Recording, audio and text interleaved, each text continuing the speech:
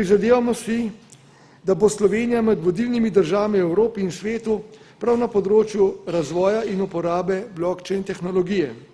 Zato tudi pozorno spremljamo in sooblikujemo dogajanje v blockchain industriji, vključno s področjem inicialne prodaje kriptografskih kovancev oziroma, kot rečemo, ICO.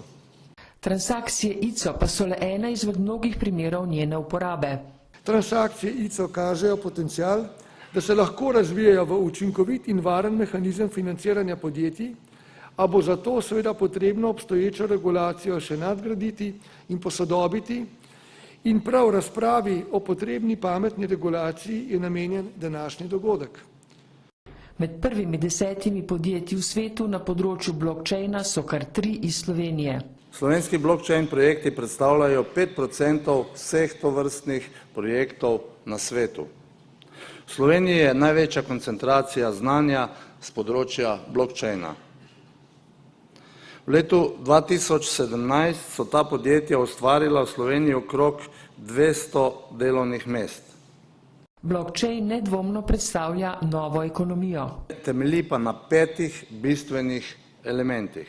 In sicer prvič, transparentnost, sledljivost digitalnih zapisov, omogoča poslovanje brez posrednikov, nesprejemljivost zapisov od originala dalje in pa digitalna identifikacija oseb.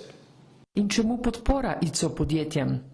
Because blockchain companies are the basis, the foundation of the new industry, which will play a vital role in our everyday lives. It will change organizations and bring transparency, simplification and justice to existing governmental and social organizations.